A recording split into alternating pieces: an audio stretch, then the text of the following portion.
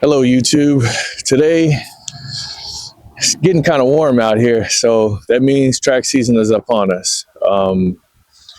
And behind me I got the 2023 WRX, and I took it for its first track day and my first time actually putting it through its paces. Not on the big circuit or anything like that, but it was a test and tune day, and it was here about an hour and a half or so from where I'm at right now at Summit Point. And I learned a lot about the car. They set up basically the event consisted of setting up a pretty decent, not too complicated autocross route. And I also added in a skid pad session just so that I can better learn the car. And I learned quite a lot actually. And in today's video, I'm going to explain to you, everything I've learned in that track day. I was there literally from 8 o'clock to like 5 p.m. So definitely got a lot of time, and it wasn't that many people. So I definitely got to spend a lot of quality time with the WRX and got to learn its characteristics, what makes it different from the previous WRX I had, and what I need to learn and improve on with this car in regards to how I can make it a pretty good track car, but also trying to tread that fine line between compromising it on the street and for the track, because as you guys know, I do have a dedicated track car already. So I don't want to go too ham on it, which I'm not going to make any promises, to be honest with you, because I'm just super competitive and I really want this car to succeed on the track. But in its raw form right now, it's just leaves a lot to be desired from what I've learned so far. But in the drive along, I'll definitely explain in detail what I mean by that. And if you're new here, please like, comment, and subscribe if you like the video, and let's get to the driving portion. Hello? Are you paying attention? Good. All right, so as I stated, man, oh, there's an STI there. Nice. A real one. Nice, what is it, gold BBSs, and the STI wheels, the OEM ones. Let me put my keys out of here. And if you don't know, now you know. Bahama Mama at Tropical Smoothie Cafe or whatever, that's my go-to. And I guess I'll introduce my new shift knob. I got the Billet Works Alcantara shift knob. I was tempted to go with like a more rubbery one. Hopefully I don't regret it with like dead skin and wear and tear. If you guys know of any type of cleaning product that cleans Alcantara really well, please let me know, because I'm taking a shot with this one, and I also got the shift boot to match, even though they're kind of two different shades, but whatever. I mean, it doesn't really matter because I already bought it. So I wanted to go something opposite of like a lot of carbon in here, being that the 86 is full of carbon, and I didn't want to kind of just mimic the same setup as I would do in the 86. So I'm just trying something a little bit different. I'm not too privy to the Alcantara, but I'm gonna give it a shot. I am gonna also try to do the steering wheel as well. So that's just a brief update on the latest mods that you guys haven't seen up until now. So as you can see, I got the Billet Works shifter, shift knob or whatever. So no short throw yet. I'm still gonna go with the Dark Matter X shifter, because it's adjustable and you can kind of make it a lot shorter than you would do if you went with a typical traditional short throw in this car. But it's definitely coming. I just haven't gotten to it just yet. But this weighted shift knob is great, feels great. I would definitely recommend it if you guys are looking in the market for a good shift knob. So with that being said, I'll get back to what this video is about, which is my experience at the track. So, two major things and that I'll cover that'll pretty much take up the premise of this video. Bottom line, the WRX is just not athletic enough for the track, but you know, on the street, as you can see, it does fine. But it's just not, it's not athletic enough for the track in its stock form. Let me say that, like, you know, in its stock form, it's not like an 86 is. Like, if someone was to ask me, which I do get a lot of these questions on my older videos, you know, what would you do? Which one would you take to the track first without any mods? My thing is the 86. The 86 is just way more capable out of the box as far as going to the track. This car is just not, it's like a car you kind of have to train, I guess. I'm using like athletic and like, you know, other analogies that I'm more comfortable with saying, because it's just something that I could kind of get out of my head a lot easier. This is like something you would have to train to become what you want it to be, which to me is right up my alley. You know, I'm a Marine, so training is my forte. Like, I want to improve something that is lacking in a certain field, right? Like, I'm looking to always improve something. So to me, that's a challenge. And for those of you who are looking to track this car, I can tell you right now, the two major things that are wrong with this car for the track is suspension and brakes. So the obvious would be, right, the tires. But I'm not going to discuss that, because that's with any car. If you go into a track with stock tires, you're going to have issues and you're going to be leaving time on the table. So the other things that go in a little bit deeper as far as how the car is handling and responding the way you want it to would be the suspension. The stock suspension, again, like I said, it's good for this right here. It's fine. It's fine for the street, but for the track, it's just not. And especially with you not being able to adjust it to your driving style. Everybody has, and if you notice, if you do any type of performance driving, you're gonna have a style that's different from the next guy. And with this car, it's not a one size fit all, and you will definitely find yourself missing something.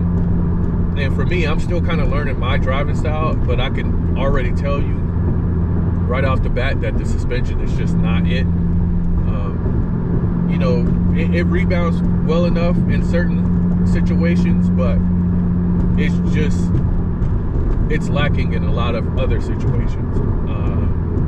And then, you know, with you not being able to adjust on the fly, taking this to a track day, you're just going to be very limited into what you can do, like adjusting camber, adjusting how you want the car to respond on certain corners and turns and stuff like that. And not having the adjustability, being out there for 8-9 hours a day, you know, on a typical track day, it's just not going to be as fun. The only thing you can really adjust at this point is tire pressures.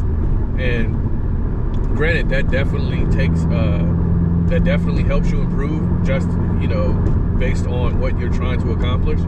But if you don't change that suspension, you're gonna have, I wouldn't say a difficult time, you're just not gonna get the results that you want if you're trying to get a fast lap time. And for me, that's what I want to be competitive. And as we know, or if you've watched any of my other videos, my goal with this car is to have this car on par with a Civic Type R. And right out the box, it's not even close. The Civic Type R is just better in so many different ways that you're gonna have to work your way up to get into that level. And that is the overall goal here for me with this car, is just to kind of get that car up to like a true performance sedan level. Because right now it's just, I would say, an overpowered economy car. And it's good. Again, I love it, to be honest. But I also need to be honest with you guys as far as its prowess on the track. And it's just not there, which is why you don't see a lot of VBs on the track in stock form. You don't. Like, the track day I went to definitely had maybe one VB there, and every time I do go to the track, I see at least one. But it's usually an autocross. I haven't seen any on doing the big circuit tracks yet. So other than watching on YouTube, but again, those are few far in between. If you search them on YouTube, they're rare. So for me, it's like, you know, I want to change that narrative, but I also want to build this car the right way to where it can compete with the likes of a Type R, because we all know, like, the Type R is a monster, man, and having a goal for this to be as comparable is going to be a tough thing to do, but it's going to be fun. We're going to have fun with it. And like I said, right off the bat, this thing is, you need brakes. You really do. The TR would have probably have done a lot better than I have done with this car in its stock form. Oh, that's a nice C7. I like that. I actually have that car on GT7, the same color, everything. It's funny. But yeah, you know, this car in its stock form is just lacking a lot as far as, you know, track duty and stuff like that. And like I said, not to mention the tires. 245s on this car is just not going to do it. I think I'm going to go 255 and then run some more grip. The Dunlops, again, decent for the street, man, whatever. Even for the street, I think they're still lackluster for the most part. But, you know, again, it's an economy street car that's fun. It's still fun to drive. And like I said, if I was reviewing this just purely as a street car, it's great. It's fantastic even. But, you know, I'm just giving you guys my experience on the track. And honestly, a TR would have probably have done better. I don't know about the 19s. A lot of people seem to have, they swap out to 18s on the TR when they do some serious track duty. But for me, this car in its form right now is just not good enough. It's not even close. It's fun, but it's not close. It's just, it shows its weight, I guess. And you want this car to feel light even though it's heavy. And to me, it feels heavy and it feels sluggish.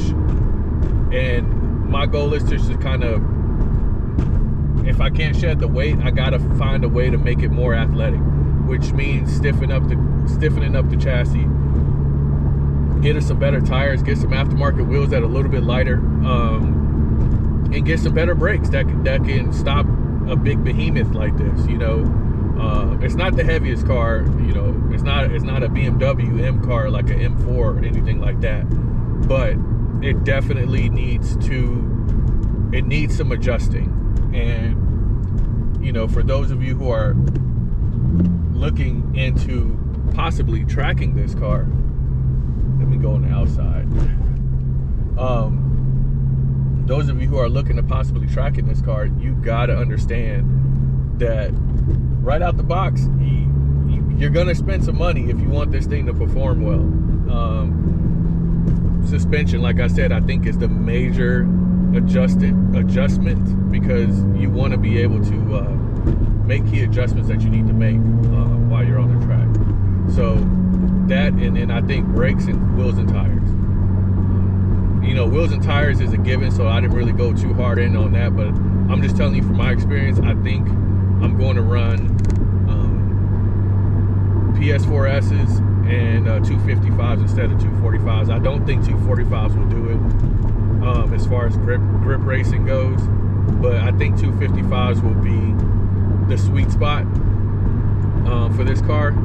And you know, once I get that set up, I'll definitely be back with this car with an update as far as, you know, how it's going to perform, because I believe on the 22nd of this month I will be taking the 86 out on its first full circuit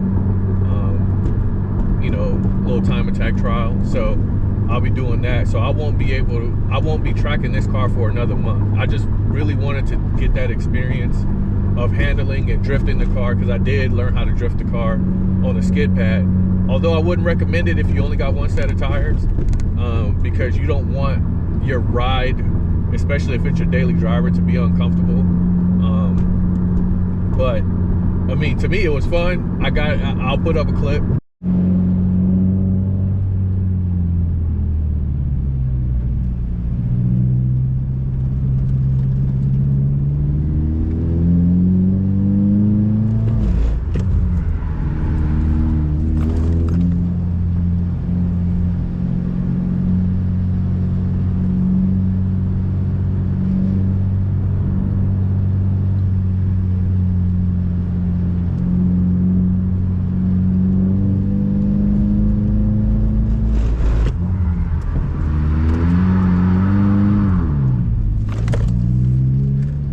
almost get around this corner.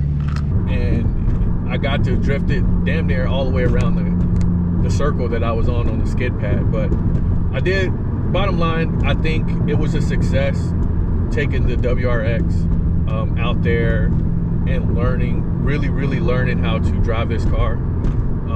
Well, not learning how to drive it, but learning how to handle it when when you're a bit out of control or even at speed. So like I said, it definitely leaves a lot on the table, but it has a lot of potential. You just kind of have to find the sweet spot of this car, and I think it starts with the suspension, and then obviously wheels and tires help a lot, and then braking.